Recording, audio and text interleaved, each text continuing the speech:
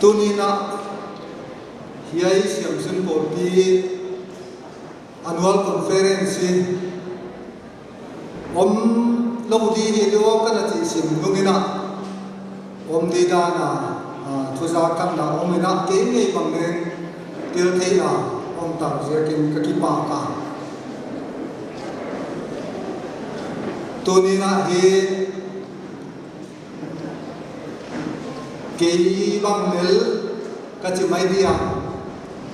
he chi bang ma chiala ka no na tu ma hi heu tu te tu ma ki pa hoi ma ka sa bang sia ke mi chi le heu tu ten ke bang on the thao mai lai na sia ko hi bang sia ke do ka chi chiang na siam na lama lunglut ma te lo ya ka nei sia hidin he ka ki min pe na by position ni thi yam by din mun hi ta le chu na on sia he ka ki ta het ke ya ai sia ki na siam sun por pi siam na lam ma lunglut le siam na lam mai ko mo mi ai chi nun the sia kon chi de din ka kin ta sia kin na ki pa lai ka se son na hin siam na ngai sam mi te la ka khat kai zia kina siam na lung lu te ken le ka mai na ma mai a siam na lai siam na to ki sai khom hi exam se ta le competition exam chi tuam te ko nga tel u te ko hi ken hi kana ngai sang le ka appreciate zo ana hi ki ge a tunina leng e competitive wala omi sia kina e sem na di zon na lamba ma leng hi siam sun por ki te na hi na sataka pan la hi hoi kasa ken kana mai da mai ya chu tunina hi conference hi graduate hikin sa mi bang za hiam atam zo hikin ka gin ta dunyong tel te hi ye te amau te hi den chia na igam nu le pa di official lian di te hi tu ni na hi kisak khol mai ka thia ite chian dia lima seka MPSC competitive examination conduct di October ni som thumin ni ya wai exam ma tel di te tam tak te ba le ya tel khadun ka tin ta lam ka ka ngai to chiang ina chu dunia ye conference om sia kina wai exam di te na hi namam mu za du akiam khadie chi hi lau to na lian pi ka le ya mu chi bang hi ta le chu siam sun po pi im fal blok te kya nga hi ye exam ima MPSC exam MCS MPS te kong officer di exam ajo mau chu ye function khom nei ta ri mai da mai le bang chi dia chi bang ka ngai to na hi alu thi ala wai zakin he chi bang kum khata leng khat ti competitive examination om khol lo la ka hi asian sin pol bi te wai yu chi bang exam na tel thi le te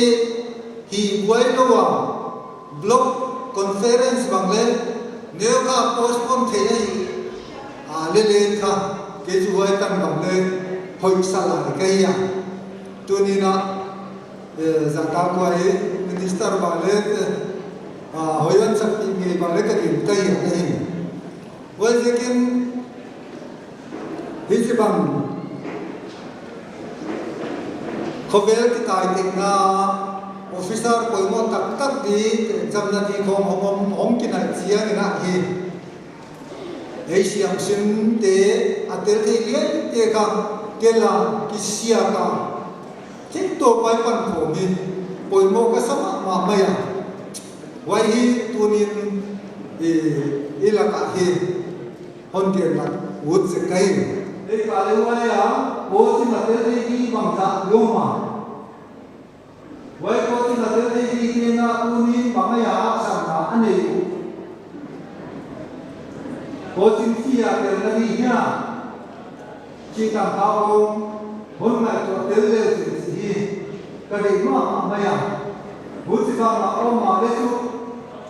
thì thầu bộ thì rất là cái thầu bộ mà bộ đồ đó chúng ta mà lên có chính cái là gì có mà khi học sa sẽ tuần biểu có cái gì nó mà lên kịp thu ra với sự bằng bản cổ đi bằng lá đi cuốn mà ta thì là cái gì à với cái sản xuất bột đi phần lâu là với cụ thể có cái nào đến như là bằng đến hôm nay thì mình chỉ cái gì mà mấy à quan là tu cùng mấy cả vậy ra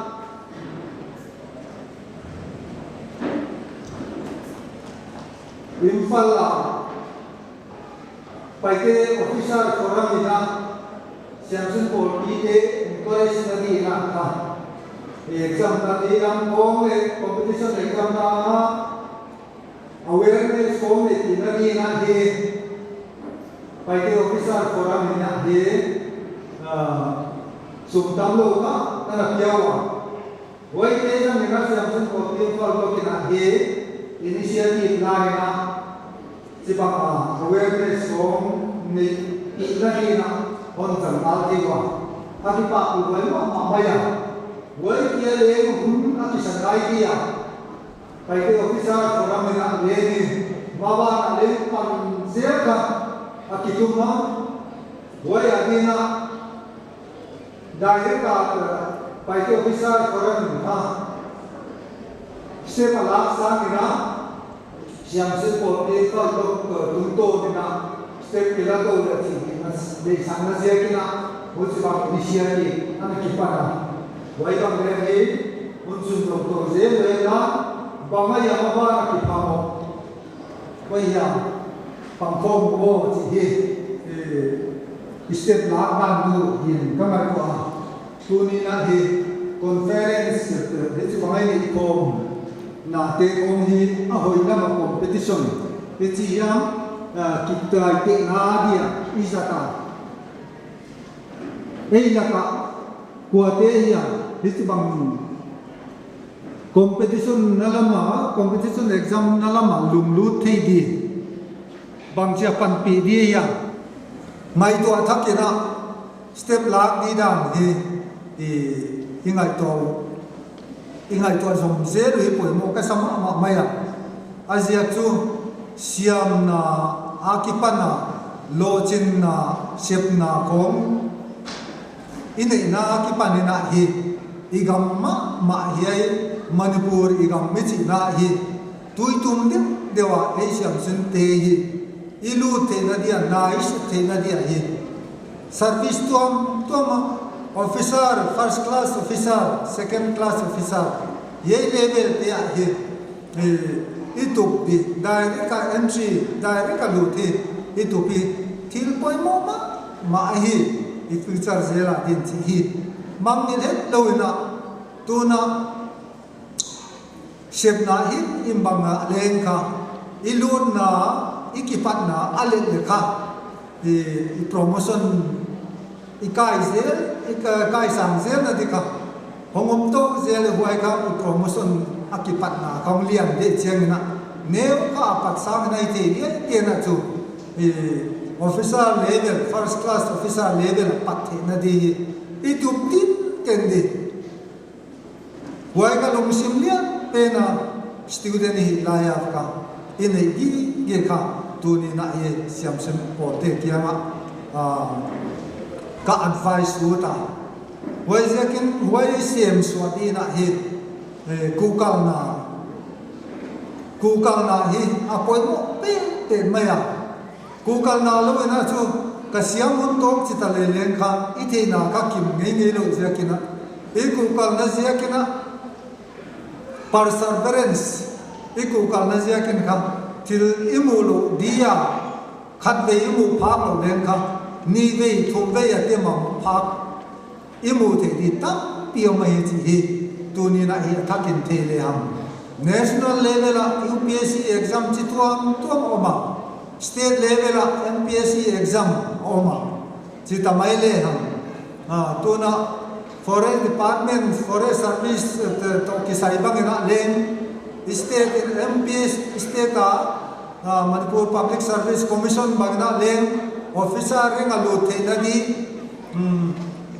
MFS ti khom Manipur Forest Service ti khom bang len kha koi exam na tel di na tu bang na len hi preparation notice preparation advertisement bol na di bang len process bang le pai le hi chi hi tu ni na hi ya kong tin kom in ka gen lam o ta tu ma sa ne kya na le sam le chi hi tu ni ka tam lo ka ya ge so owners kapan na hi kasiam sin ti te graduate ki te le nu le pa hi te na hi ya siam dalam le exam to mater dalam officer lo te na hi un mai ko te le chin ka te hasan mai te le mai te ya ki na hasuan chen le hi ka le sak ma ye tengina te hun tam lo na kan zo dia dunia tiala om deka ki pa ka wai ba na ya ka no la ka tel nuam ka sama ma abi ka ke na ta ko minister ko mi pangina ya lu te ka homo jakin ki pa wai son ka sa ni bang honen kores te dodian bok te dodi ni kam he am ta wai ma patung tuan i hi tu ni na ta ken de no ta siam sin ko bi hi nei sa bang ma ki ma na di nei lo officer te le ngam hon pa te du di te ngam ta te kyama ta donation na ki nga sia ki na tu ni na len nei sia ki het lo na siam sin ko pi te na step thu la sem le sam tu sem non la to sem ti na diu na chi na ken len pan tu na ri na tam lo ka ya ta te ut te ya ye block president Dirjen Pawina kita kenal laks sakenan wai laks secena ken ya tu sun huna tahun sakti tahun ini menjang jo keswati pergi pakai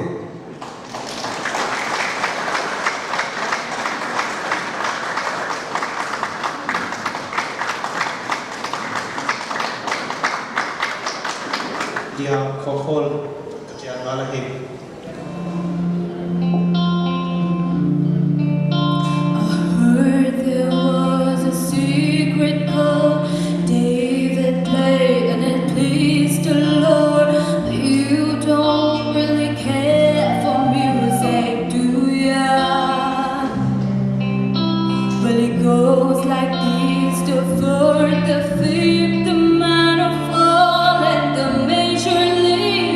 The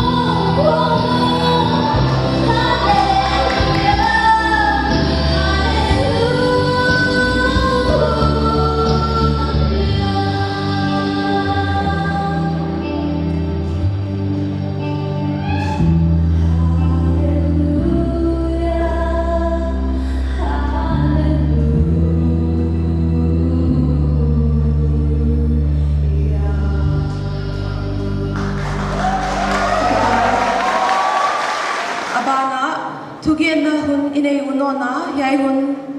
lak sak dingin I chief guest aza tak hwai pu phungzathang tonsi health minister isam uta ade ibanga yai hunongjang dingin isamahi in Maina a block president ina ahunan na leche tas kahilo ay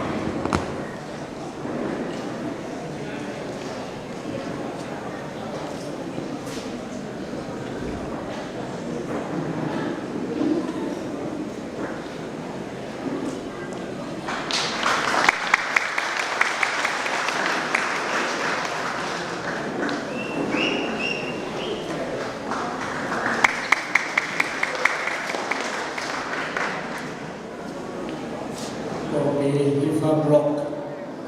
President Office Bearer Dunia Esonung Sesona Jason Order Udah Berkajalian IFS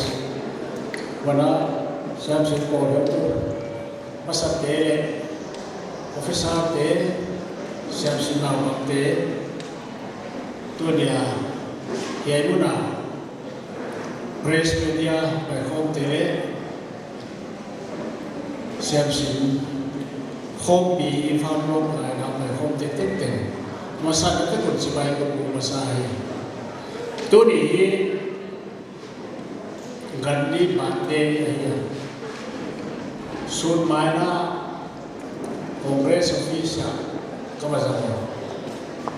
wai mo na ka sa una Di home,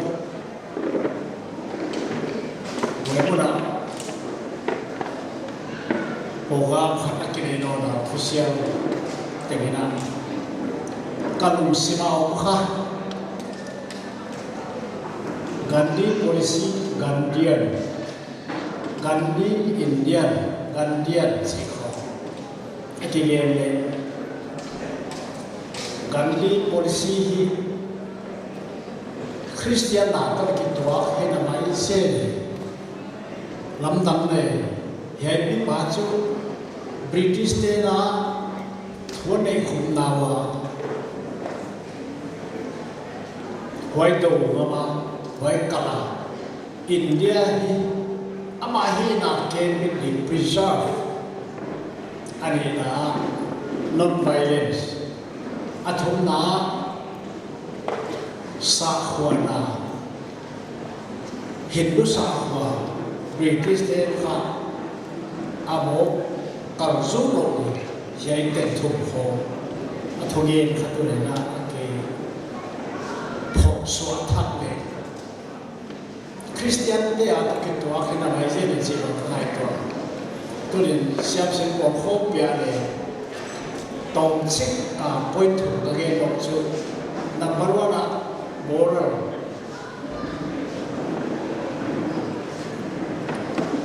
pile pute huna immoral he ingai to athap le ipile pute ba le pathia takana bian mana ta lo le mi muda dana moral zak gopa ki society ana ngai san ma ko appreciate pe ma to be ka sama ma to ne le huai lam ma ngai point khata ne chik siam sin te ne yoi ke ka sin a hi lo da immoral ni na ngai yom da le tu la ma ta ken kites tak tak le bor thak se yom de chi research scholar tam tak te kha again ahiya abi jana ko medical department ngara cho research scholar tak technical men tam pi au ko how did siamuna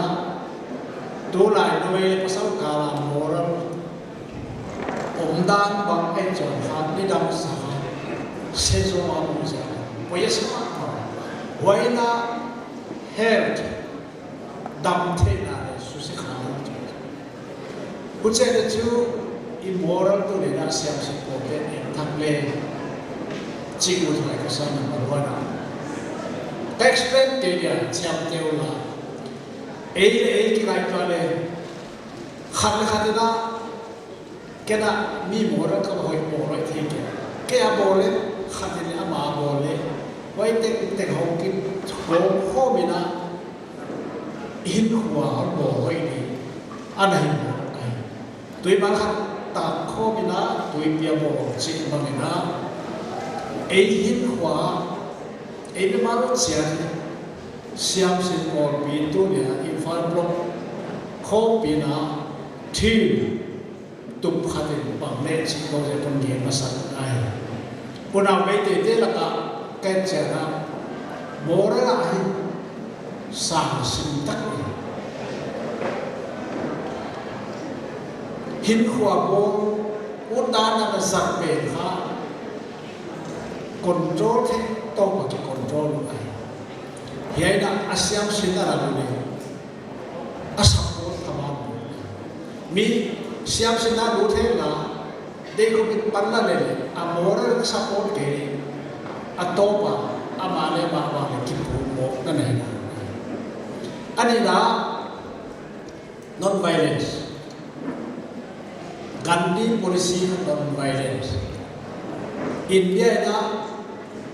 independent na mohit thupi pe kam dam ta pi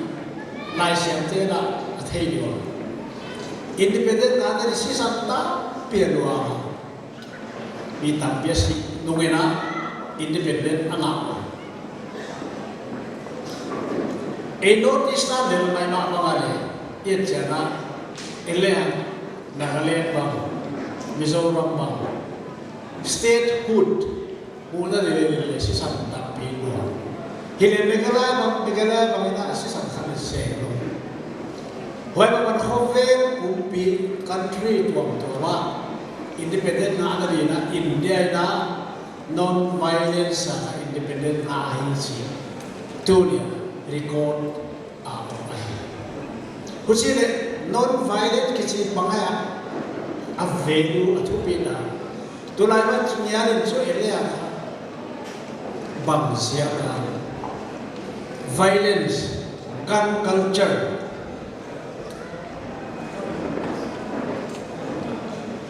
North-Eastern state niara so a percentage sama India pupi etile se khan sama hilele a overall idea North-Eastern state India suma state de laka violence kituar thana kimoksu gopna kisan na kimat sale nala kibora asama ma North-Eastern bangche hegan culture to thile issue khana Asyam tu, am sim jona,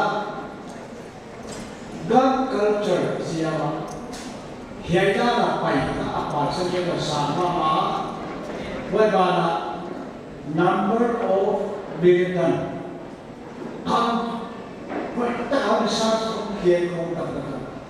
number of organization, militan organization, highest percentage in the country. Kita ni. Kecil itu rasa hisap, Gandhi polisi terkam,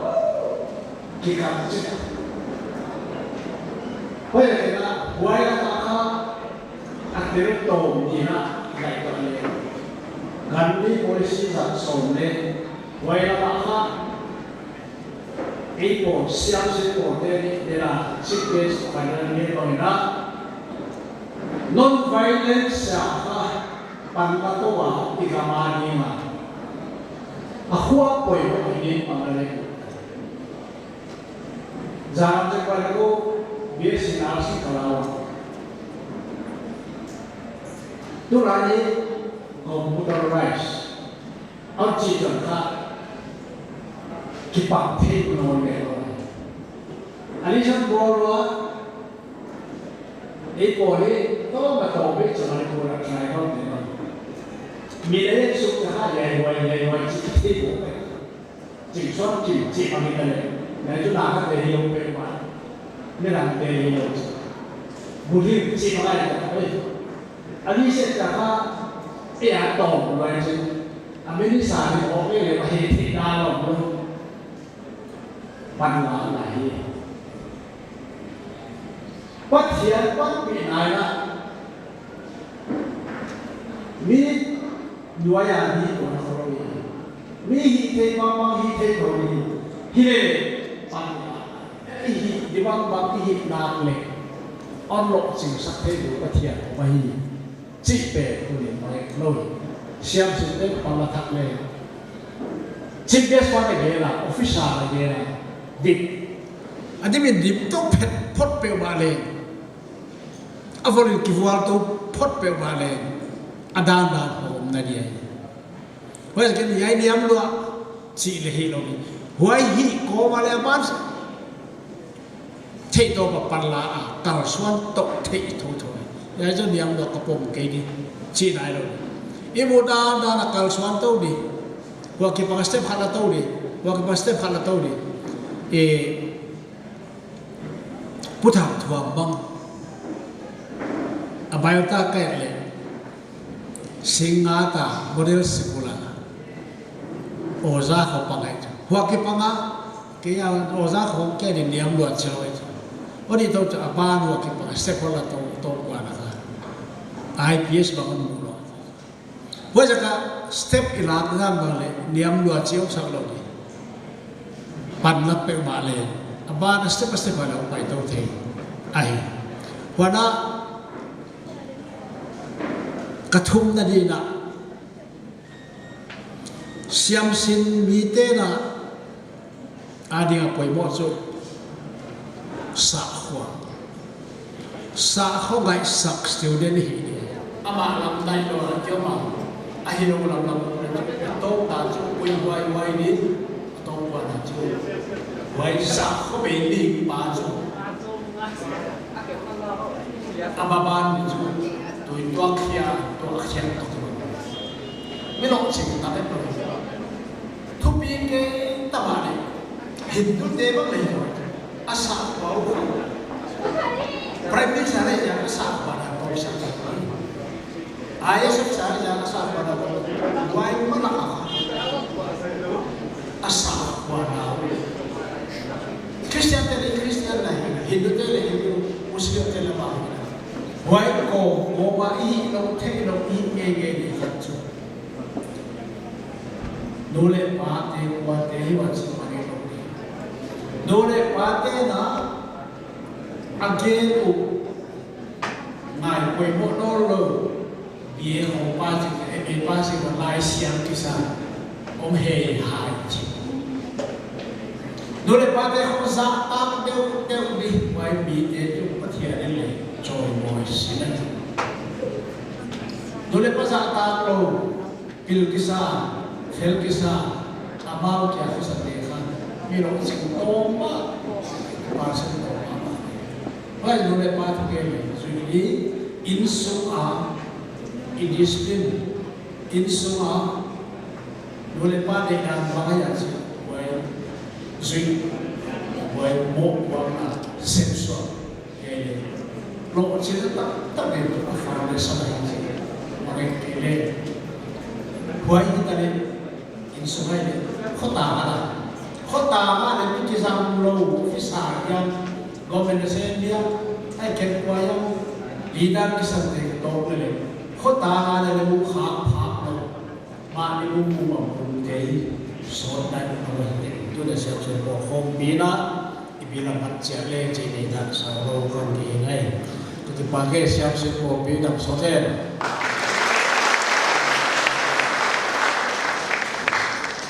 presiden upaya lagi le pengalaman pemotongan azab juga tahu presiden juga kalau kamu bisa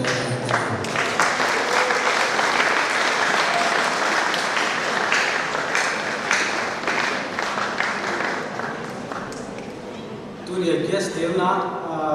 tôi đi kết quả, Apollo mà kết tổ công rồi giờ chúng ta nói cái gì nói kia, rồi kết tổ công giờ chúng tôi chọn tiếng á, bằng hiểm giờ khi toán lâu, Apollo mà khi làm bạ giờ cái á, hơn phần bây giờ xíu hơn việc giờ na khi bạ giờ cái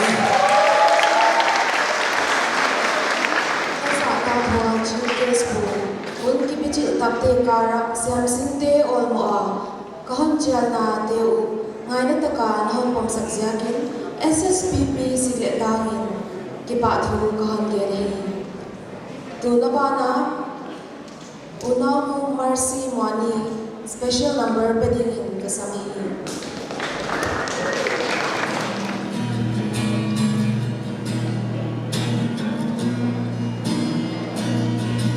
le xoay mong nô tê vào bóng building tiếng băng đê mê xa xuống lê bài tha lê gần xin đi lô vài mang xiam sư xiam mang xin yên hôn lê cùng bê bê về mong nô tê xiam sư bạc băng lâu hiá xiam xin mong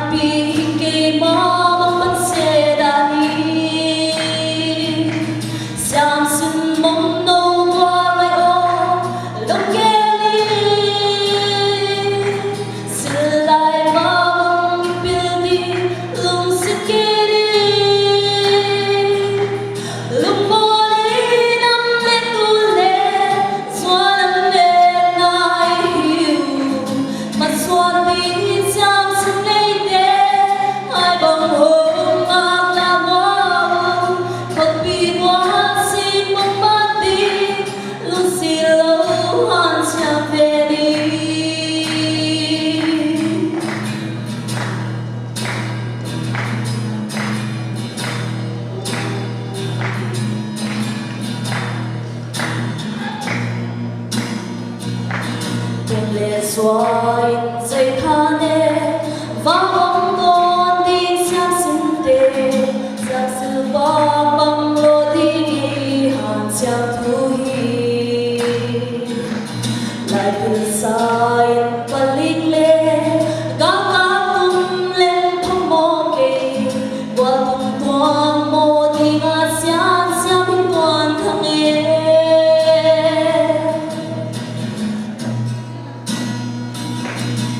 Sedang puasa